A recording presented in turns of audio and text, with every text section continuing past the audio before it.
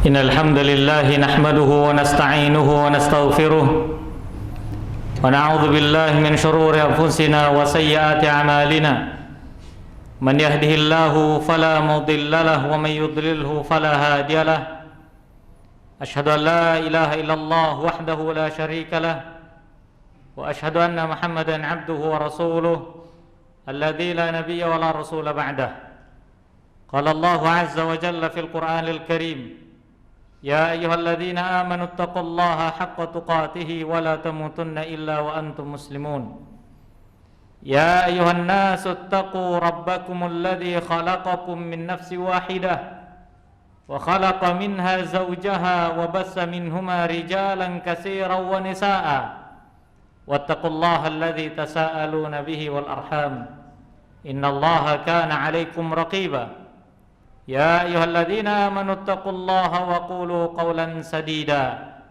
يصلح لكم أعمالكم ويغفر لكم ذنوبكم ومن يطع الله ورسوله فقد فاز فوزا عظيما فإن أصدق الحديث كتاب الله وخير الهدى هدى محمد صلى الله عليه وسلم وشر الأمور محدثاتها فإن كل محدثات في الدين بدعة وكل بدعة ضلالة وكل ضلالة في النار أما بعد معاشر المسلمين jamaah sidang salat Jumat rahimani wa rahimakumullah.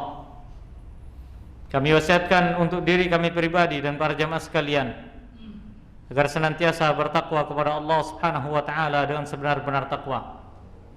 Kerjakanlah apa yang telah Allah Subhanahu wa taala dan Rasulnya perintahkan, dan jauhkanlah diri kita dari perkara-perkara yang dilarang, baik itu perkara yang dianggap remeh ataupun perkara-perkara yang besar.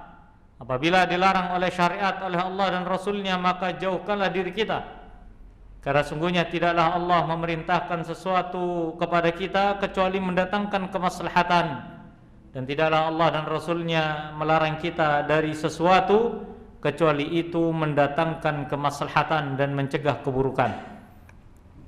Ma'asyiral muslimin rahimani wa rahimakumullah. Bulan Ramadan telah pergi dari kita. Bulan Ramadan menjadi madrasah bagi kita semua. Bagaimana kita dibimbing di dalam bulan Ramadan untuk banyak-banyak beribadah kepada Allah Subhanahu wa taala, untuk menjadi pribadi yang lebih baik.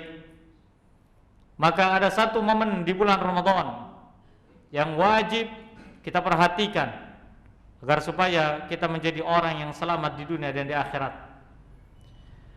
Setelah keluarnya diri kita dari bulan Ramadan, satu hal yang harus kita perhatikan, dan ini menjadi ketimpangan kita selama bulan Ramadan atau dalam usia kita, seumur hidup kita.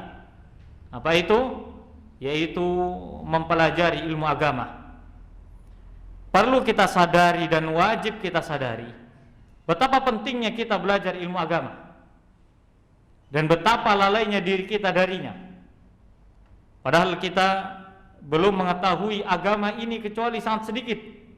Sekalipun Allah menghendaki kita menjadi seorang muslim dari lahir, betapa banyak di antara hukum-hukum agama ini yang belum kita ketahui, sedangkan kita menjadi orang yang enggan untuk belajar terhadap hukum-hukum syariat. Sehingga yang terjadi apa?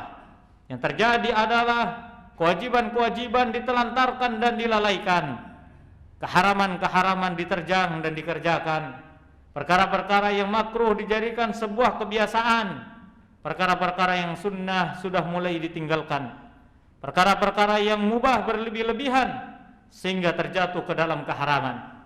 Ini semua disebabkan karena kebodohan dan ketidaktahuan seseorang terhadap ilmu agama yang telah Allah Subhanahu wa taala turunkan, yang telah difirmankan dalam kitab-kitabnya yang sempurna lagi gamblang, dan telah dijelaskan oleh nabinya Muhammad sallallahu alaihi wasallam.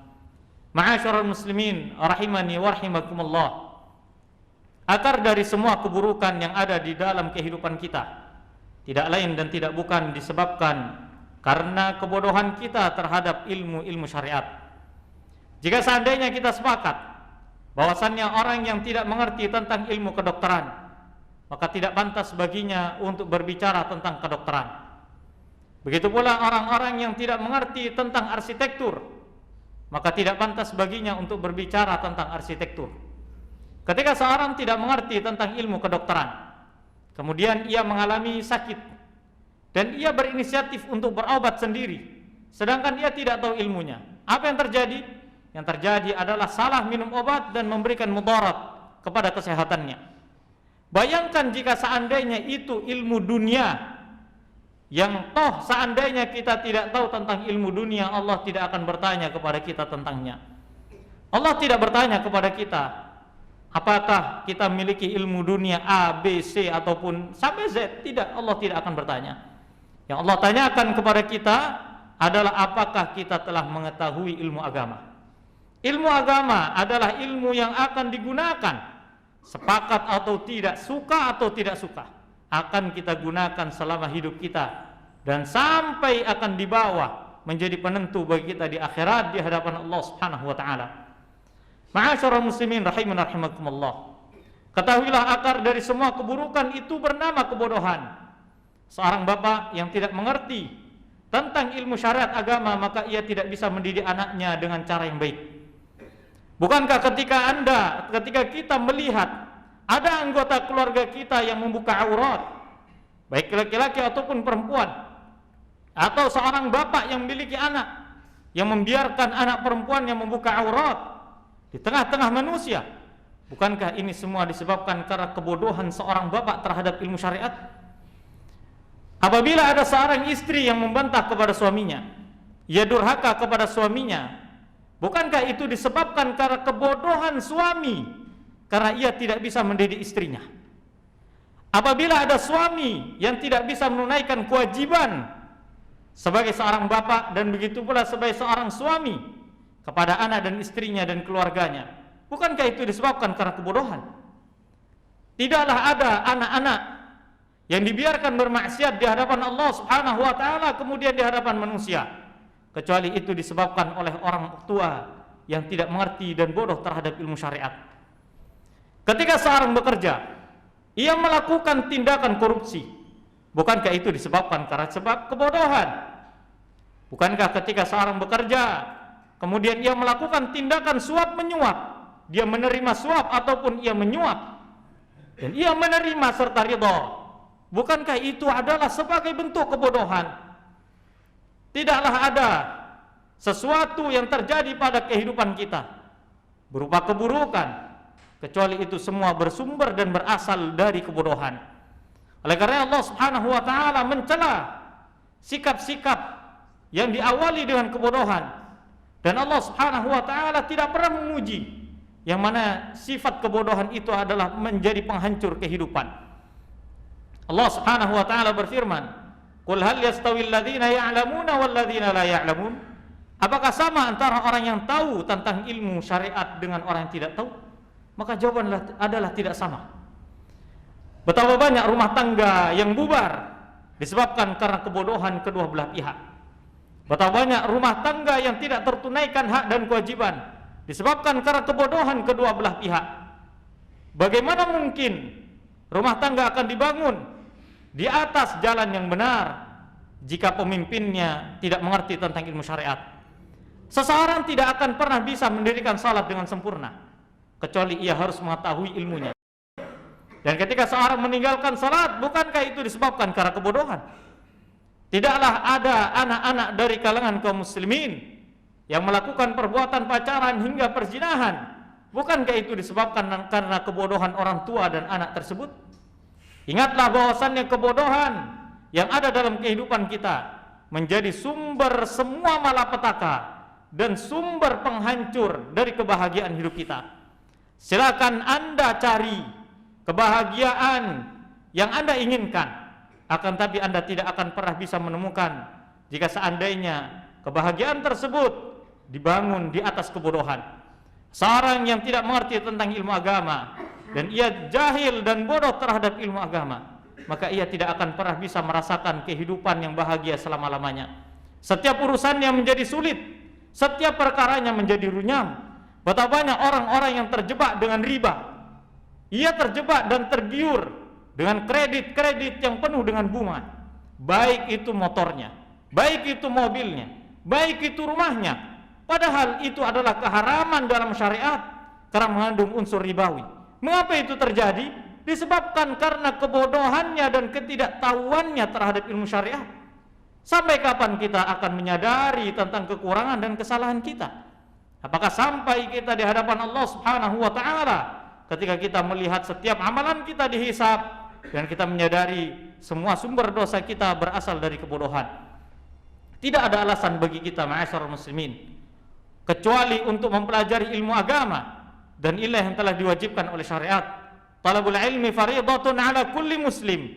Menuntut ilmu adalah kewajiban bagi setiap muslim. Selama Anda menjadi seorang muslim, berakal, hidup di dunia dan Anda belum mati, tetap berkewajiban untuk belajar ilmu agama. Toh seandainya kita tidak mau belajar ilmu agama, tunggu saja apa yang telah Allah Subhanahu wa ta'ala siapkan berupa pertanyaan. Apakah engkau telah mempelajari ilmu agamamu? Betapa banyak orang-orang yang meninggalkan sunnah disebabkan karena ketidaktahuannya terhadap ilmu agama. Betapa banyak orang-orang yang kaget dan terkejut ketika dijelaskan tentang ini haram, ini halal. Dia terkejut. Kenapa kok bisa haram? Bukankah selama ini saya anggap halal? Maka ini semua disebabkan karena kebodohan. Maka belajarlah kita terhadap ilmu agama ini, belajar dan belajar sampai kita mengerti mana yang halal, mana yang haram, sampai kita faham bahwasannya musik itu haram, sampai kita faham bahwasannya rokok itu haram, sampai kita faham bahwasannya sebuah perbuatan haram tetaplah haram sekalipun banyak orang yang melakukannya, dan sesuatu yang bersifat halal tetaplah halal sekalipun satu orang yang melakukannya. Belajarlah tentang ilmu agama agar supaya terbuka wawasan kita. Akankah kita menjadi orang-orang jahiliyah di zaman modern di saat Allah telah turunkan Al-Quran dan Nabi SAW telah sabdakan dalam hadisnya? Apakah kita akan menutup mata dan hati kita dari ilmu-ilmu tersebut sehingga kita menjadi orang jahiliyah baru di zaman modern yang jauh dari Nabi SAW dan sedikit pun tidak mengerti tentang ilmu syariat? Ma'asyiral muslimin rahimani wa rahimakumullah. Sebagian di antara kita beralasan, ya Ustaz, kita tidak belajar ilmu agama karena saya tidak mondok, karena saya bukan ustaz, karena saya bukan orang alim, karena saya bukan orang saleh.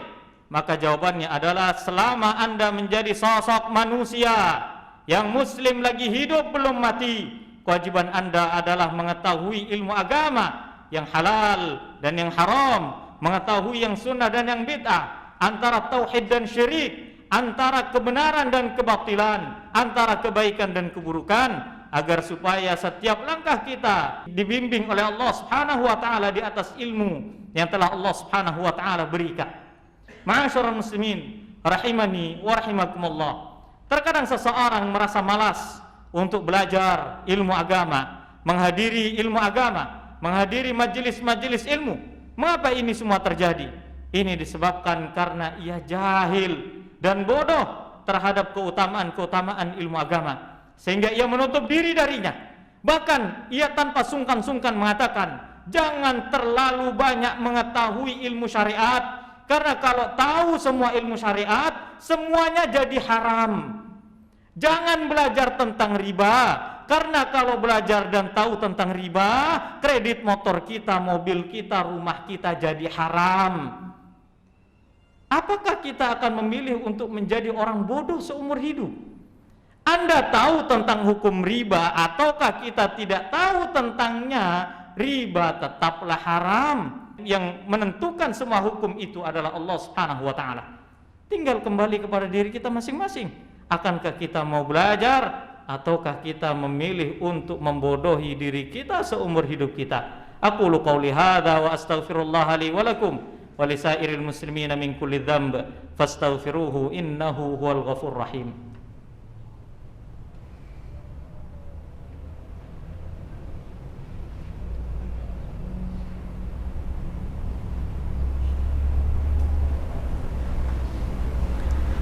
Alhamdulillahi rabbil alamin wa bihi nasta'inu ala umurid dunya waddin wa nusalli wa nusallimu ala mab'usi rahmatan lil alamin Sayyidina Muhammadin wa ala alihi wa sahbihi ajma'in wa sallama tasliman katsira, amma ba'du. Ma'asyiral muslimin rahimani wa rahimakumullah. Tahukah kita ada fakta menarik yang ada dalam syariat ini? Bahwasannya ilmu kebaikannya tidak sekedar meliputi kehidupan seorang manusia, akan tetapi ilmu akan meliputi setiap kebaikan alam semesta. Kebaikan yang terjadi di dunia ini, itu semua berasal dari ilmu Allah Subhanahu wa ta'ala. Itu semua berasal dari keluasan ilmunya Allah Subhanahu wa ta'ala. Sekali lagi tinggal kembali kepada kita, apa kita akan mengambil ilmu tersebut ataukah kita enggan untuk mengambilnya. Bahkan dalam masalah hukum yang berkaitan dengan binatang saja, maka semuanya terikat dengan ilmu. Ada sebuah hadis yang menarik dari Nabi Shallallahu Alaihi Wasallam kepada seorang sahabat. Anda harus perhatikan hadis ini agar supaya menjadi cerminan untuk kita, bahwasannya kita manusia lebih sempurna daripada hewan. Bahwasannya hewan saja itu bisa dipengaruhi oleh pintar atau tidaknya, mengetahui atau dia bodoh terhadap sesuatu, mempengaruhi hukum. Dalam sebuah hadis Nabi Shallallahu Alaihi Wasallam bersabda dalam bab fikih, bab buruan. Anda bisa buka di Google dalam kitab-kitab fikih manapun, cari di bab buruan, Anda akan menemukan hadisnya. Nabi Shallallahu Alaihi Wasallam bersabda, barang siapa di antara kalian yang sedang berburu hewan dengan cara menggunakan anjing buruan, maka harus terpenuhi syaratnya. Jadi kalau kita mau berburu, kemudian kita berburu bukan dengan tombak ataupun dengan pistol ataupun dengan tembak ataupun apa, tapi menggunakan anjing buruan, kapan itu akan menjadi halal? Maka harus terpenuhi syaratnya. Pertama, anjing tersebut terlatih dan memiliki ilmu pengetahuan seputar berburu. Memiliki ilmu pengetahuan seputar berburu, keahlian berburu. Yang kedua, sang tuan pemilik anjing tersebut sebelum melepas harus mengucapkan bismillah.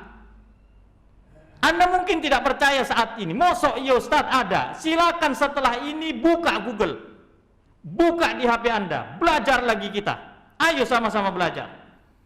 Maka Nabi Shallallahu Alaihi Wasallam bersabda, barang siapa yang sudah melakukan ini, kemudian anjingnya menerkam hewan buruan dan membawa kepada tuannya dalam keadaan mati, maka hewan buruan tersebut halal untuk dimakan. Meskipun tidak disembelih.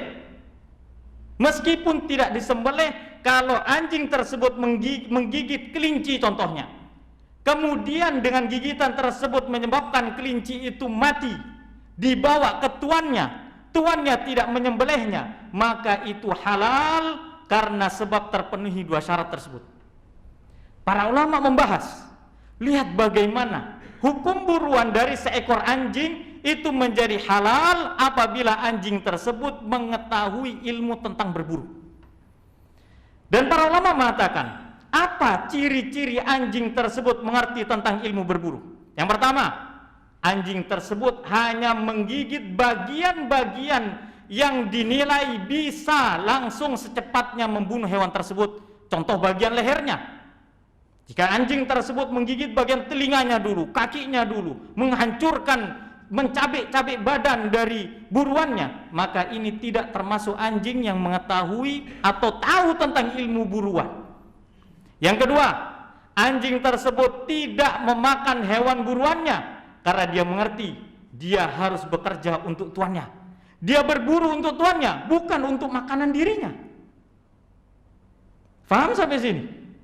Apabila anjing tersebut pada saat berburu kelinci dibawa ke tuannya, ternyata ada bagian dari tubuh kelinci tersebut yang hilang, entah kakinya, entah telinganya, entah ekornya, entah sebagian tubuhnya, maka haram untuk dimakan. Kenapa?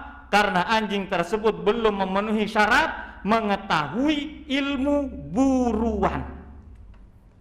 Ilmu berburu, anjing tersebut tidak mengetahui. Lihat bagaimana, belajarlah dengan hadis yang berkaitan dengan seekor anjing untuk berburu. Ia tahu dan tidak tahu menentukan antara halal dan haramnya hewan buruan. Lalu bagaimana dengan kita sebagai seorang manusia yang Allah berikan akal untuk memikirkan tentang syariat? Kita melanggar semua keharaman-keharaman syariat disebabkan karena kebodohan kita. Semoga Allah Subhanahu wa taala memberikan kesadaran kepada kita semua untuk senantiasa bangkit kembali belajar ilmu agama dengan cara yang benar, sehingga kita mengetahui ini halal, ini haram, ini boleh, ini tidak boleh, agar supaya minimal diri kita tidak terkejut yang selama ini kita kerjakan ternyata banyak haramnya. Ternyata kita sudah terbiasa bertahun-tahun menelan pil pahit berupa kebodohan yang menyebabkan kehancuran dan terjerumusnya kita ke dalam keharaman. Semoga Allah mengampuni dosa kita semua, menerima setiap amal ibadah kita, dan memberikan semangat kepada kita untuk mempelajari ilmu agama. Innallaha malaikatahu yusalluna 'alan nabi ya ayyuhalladzina amanu sallu 'alaihi wa sallimu taslima. Allahumma salli 'ala Muhammad wa 'ala ali Muhammad kama shallaita 'ala Ibrahim wa 'ala ali Ibrahim wa barik 'ala Muhammad wa 'ala ali Muhammad kama barakta 'ala Ibrahim wa 'ala ali Ibrahim fil 'alamin innaka Hamidum Majid. Allahumma ighfir lil muslimina wal muslimat wal mu'minina wal mu'minat al ahya'i minhum wal amwat innaka sami'un qaribun mujibud da'wat fa qadiyal hajat. Allahumma 'izzal islam wal muslimin wa dhillal syirka wal musyrikin wa dammir a'da'aka a'dadin ya qawi ya matin. Rabbana atina fid dunya hasanah wa fil akhirati hasanah wa qina adzaban nar. Wa sallallahu wa sallam wa barak ala nabiyyina Muhammadin wa ala alihi wa sahbihi wa sallam. Wa akhiru da'wana alhamdulillah wa aqimus salah.